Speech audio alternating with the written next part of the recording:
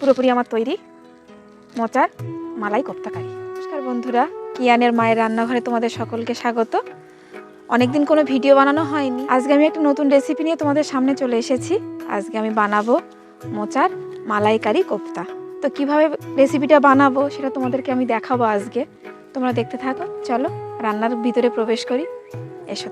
তো দেখো আমি এখানে কি কি নিয়ে নিয়েছি। একটা মোচা আমি গোটা সেদ্ধ করে নিয়েছি এখানে কুচিয়ে, আর দুটো আলু সেদ্ধ করে নিয়েছি।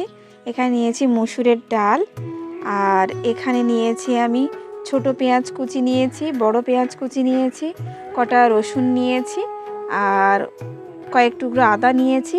এখানে নিয়েছি আমি কুচো, যে ছোট ছোট কুচো চিংড়ি হয় তা নিয়েছি, আর নিয়েছি টমেটো কুচি নিয়েছি। আর আমি এখানে নিয়েছি নারকেলটা পেস্ট করে নিয়েছি আমি একবারে, আমি আর পেস্ট করাটা দেখাইনি, এটা আমি একবারে নিয়েছি। আর এখানে নিয়েছি গোটা শুকনো লঙ্কা, তেজপাতা, গোটা কাঁচা লঙ্কা, গোটা গরম মশলা, আর গোটা জিরে, গোটা ধনে, আর কয়েকটা কাঠবাদাম। তো দেখো আমি কিভাবে রেসিপিটা বানাবো একের পর এক, তোমরা দেখতে থাকো। এবার আমি এই মসুরের ডালটা মিক্সার করে নেব, এটা পেস্ট বানিয়ে নিয়ে তবেই আমি কোপ্তাটা বানাবো। এই যে সব মশলাগুলো, তার সাথে যে বাদাম, এইটা ভেজে আমি পেস্ট বানিয়ে নেব। আমি কড়াই নিয়ে নিয়েছি, কড়াইয়ের তেলটাও অনেকটা গরম হয়ে গেছে। এবার আমি দেব এর ভিতরে দুটো শুকনো লঙ্কা, দেব সামান্য পরিমাণে একটু গোটা জিরে আর লঙ্কা এখানে ভাজা হয়ে গেছে। এর ভিতরে আমি দেব সেদ্ধ করে রাখা মোচাগুলো।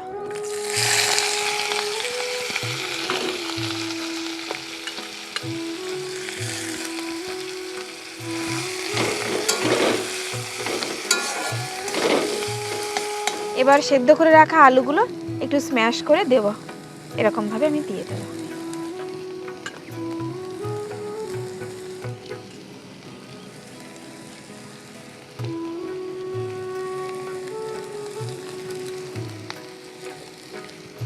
কুচো কুচো চিংড়ি এইভাবে দিয়ে দেব।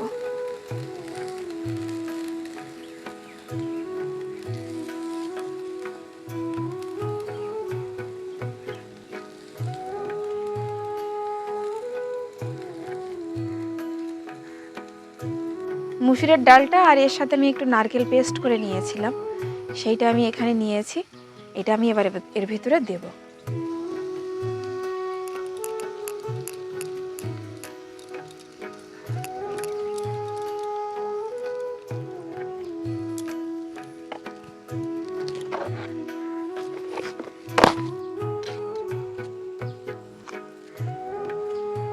এর সাথে দিয়ে দেব একটু পরিমাণ মতো নুন, আর দিয়ে দেব একটু হলুদ গুঁড়ো।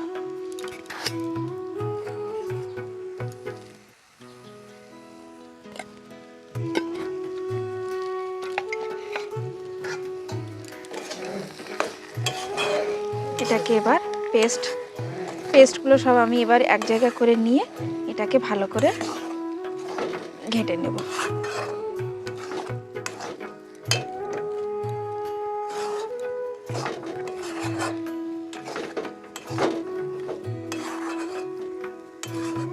এর গায়ে যে জল আছে হালকা হালকা, এটা দিয়েই এটাকে একটু জলটাকে একটু মেরে তারপরে এটা দিয়ে ছোট ছোট লেচি বানাতে হবে। দেখো ডোটা আমার পুরোপুরি তৈরি হয়ে গেছে, একদম সব কিছু ভালোভাবে মিশিয়ে দিয়েছি, আর একদম খুব সুন্দরভাবে ডোটা তৈরি হয়ে গেছে। এই দেখো মসুরের ডাল, মোচা, চিংড়ি, আলু, সমস্ত মশলা সব একসাথে মিশে একদম খুব সুন্দর হয়ে গেছে। এবার ডোটা আমি একটা পাত্রে তুলে নিচ্ছি।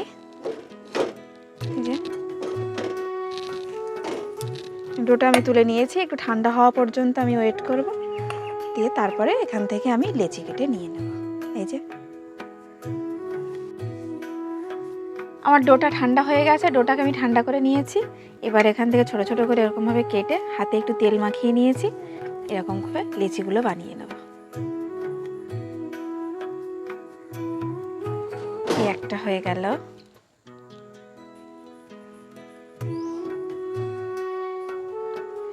দুটো,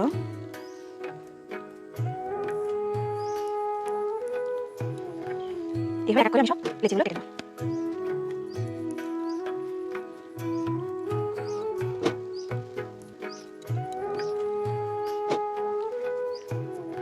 সব বানানো হয়ে গেছে। এই যে কি সুন্দর করে বানিয়ে নিয়েছি, এগুলো একদম পুরো টাইট হয়ে গেছে সবগুলো। এই যে এবার এগুলোকে ভেজে নেব। কড়াই বসিয়ে দিয়েছি, কড়াইটা গরম হয়ে গেছে, এর ভিতরে এবার তেল দেব। তেলটা গরম হয়ে গেছে, এবার আমি একটা একটা করে কোপ্তার এগুলো এর ভিতরে দিয়ে দেব।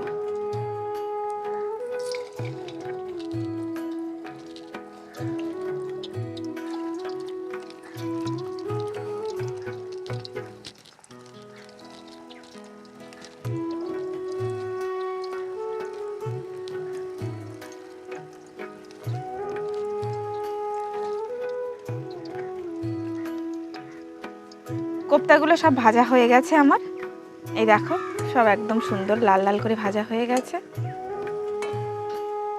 এবার আমি এগুলোকে তুলে নেব এক একটা করে।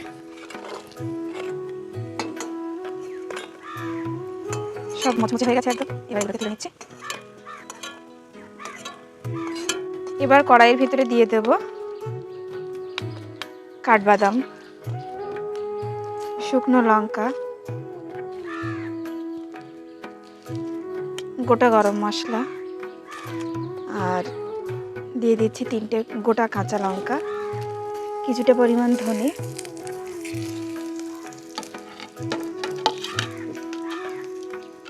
আর দেব পেঁয়াজ কুচি,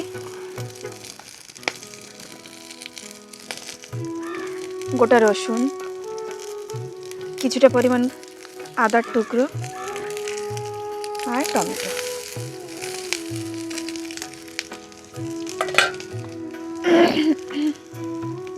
এর ভিতর দিয়ে দেবো সামান্য পরিমাণে একটু নুন, যাতে এটা ভালো করে একটু কষাই হয়ে যায়। এটা এভাবে নাড়তে হবে। এবার এটাকে এরকমভাবে ধীরে ধীরে ধীরে ধীরে ভাজতে হবে। একটু ভাজা ভাজা মতো হয়ে গেছে হালকা। এবার এর উপর দিয়ে দেবো একটু কাঁচা জিরে। জিরেটা আমি একটু পরে দিয়েছি এই কারণে, বেশি ভাজা হয়ে গেলে সেন্টটা আর পাওয়া যাবে না, সেই জন্য আমি জিরেটা একটু পরে দিয়েছি।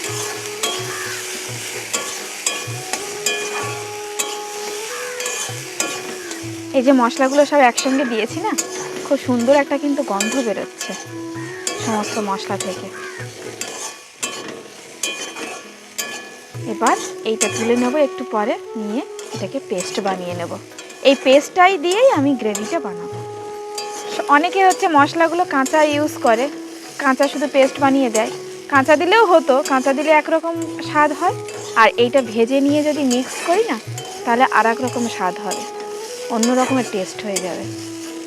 তো এইটা আমি অর্ধেকটা ভেজে ভেজে নিয়েছি, এবার এটাকে আমি পেস্ট বানাতে দেবো। তাহলে মশলার যে কাঁচা গন্ধটা সেটা আর থাকবে না, আরও তরকারিটা খুব সুন্দর সুস্বাদু হয় এইভাবে দিলে। মশলাটা পেস্ট করে নিয়েছি, এই দেখো মশলাটা খুব সুন্দর একটা গন্ধ বেরোচ্ছে। এবার মশলাটা ভেজে যদি পেস্ট করা হয় না, খুব সুন্দর স্মেলটা আসে। কি সুন্দর গন্ধ। কড়াইটা গরম হয়ে গেছে, এবার আমি এর ভিতরে সরিষার তেল দিয়ে দিচ্ছি।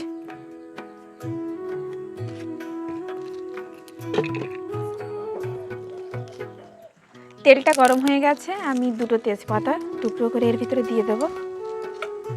তার সাথে দিয়ে দেব ছোট ছোট করে কুচানো পেঁয়াজ,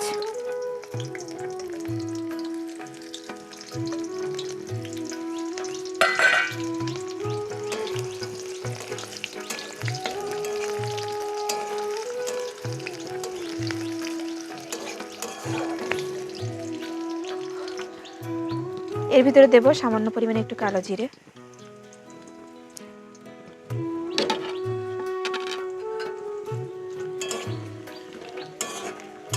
এবার এর ভিতরে দিয়ে দেব ভাজা মশলাটা, যেটা আমি পেস্ট করেছিলাম সেটা আমি এর ভিতরে দিয়ে দেব।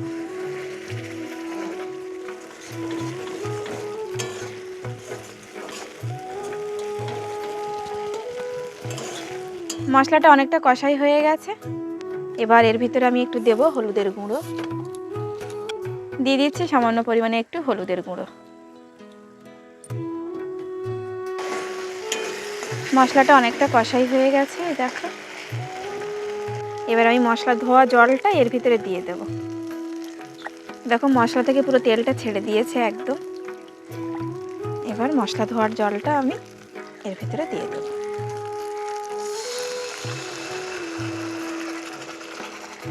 এর ভিতরে আমি দিয়ে দেব যে নারকেলের দুধটা আমি রেখে দিয়েছিলাম, সেটা আমি এর ভিতরে দিয়ে দিচ্ছি। দেখো ঝোলটা ফুটে গেছে আমার, থকথকে হয়ে গেছে। এবার আমি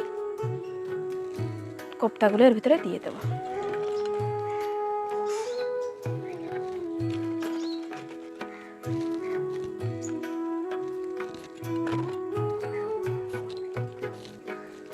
কোপ্তাগুলো সব দিয়ে দিয়েছি, এর ভিতরে একটুখানি ঘেঁটে দেব। পুরোপুরি হয়ে গেছে। আমি এর উপরে একটু দেবো শাহি গরম মশলার গুঁড়ো।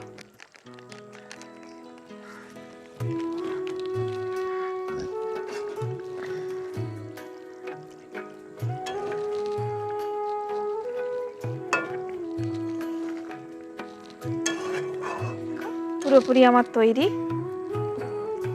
মোচার মালাই কোপ্তা কারি। এখন আমি এটাকে টেস্ট করবো, একবার দেখবো কেমন লাগে খেতে। এবার টেস্ট করার জন্য আমি কারি আর একটু কোপ্তা তুলে নিচ্ছি।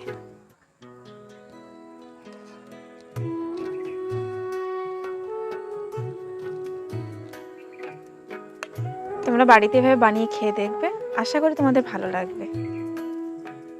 এবার আমি একটু খেয়ে দেখি কেমন লাগছে, তারপর তোমাদেরকে জানাবো। এখন এইটাকে আমি টেস্ট করবো, একটু দেখি কেমন লাগে খেতে। এই যে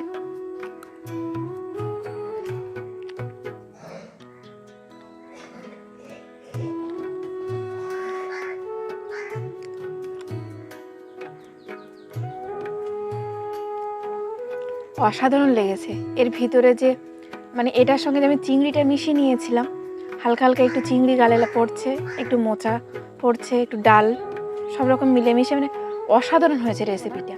আমি নিজেও খেয়ে দেখলাম যে এটা খেতে কতটা টেস্টি। তোমরা বাড়িতে বানিয়ে খেয়ে দেখো, খুব ভালো লাগবে আশা করি।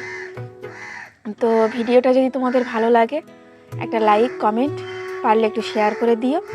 আর সবাই ভালো থেকো, সুস্থ থেকো। দেখা হচ্ছে পরবর্তী ভিডিওতে নতুন কোনো রেসিপি নিয়ে।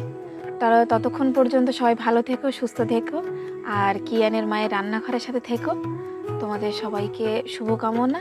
নমস্কার।